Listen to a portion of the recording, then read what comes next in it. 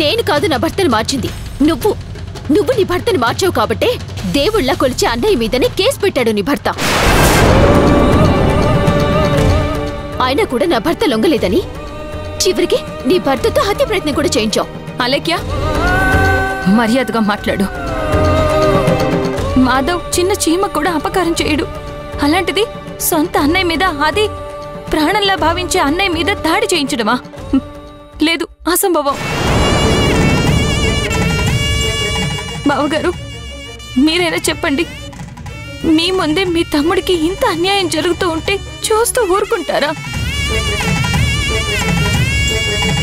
ఇప్పుడు మీరు చెప్పింది నిజమని నమ్మి జడ్జి గారు ఆయనకేదైనా కఠిన శిక్ష విధిస్తే దానికి బాధ్యులెవరు?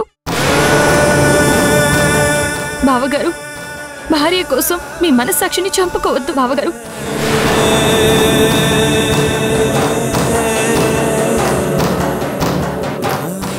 Silence, silence. మీరు వెళ్ళండి.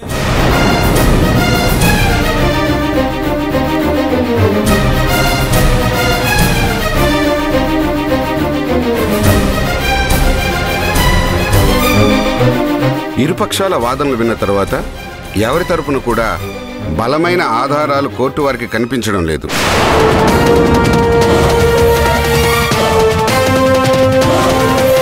హత్యా ప్రయత్నం చేశాడన్న దానికి సాక్ష్యాలు లేవని వాళ్ళంటున్నారు. అలాంటి అవసరం లేదని నువ్వంటున్నావు. చేయలేదు అనడానికి నీ దగ్గర సాక్ష్యం లేదు, చేశావు అనడానికి వాళ్ళ దగ్గర కూడా సాక్ష్యం లేదు.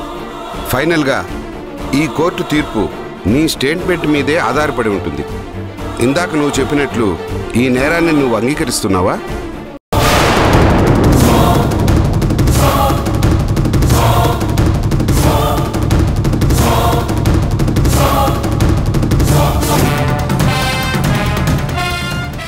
నా అన్నయ్య అబద్ధం చెప్పడు యువర్ ఆనర్.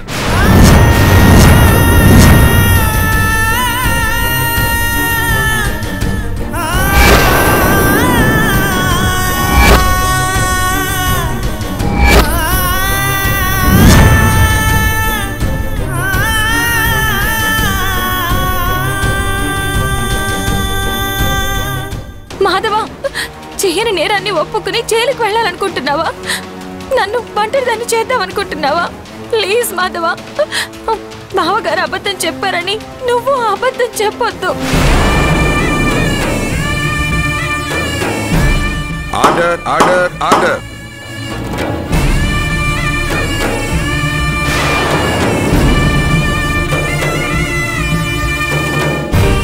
అవును జడ్జి గారు, మా అన్నయ్య అబద్ధం చెప్పడం. ఒకవేళ అలా చెప్పాల్సి వస్తే అది అందరి దృష్టిలో అబద్ధం అవుతుందేమో కానీ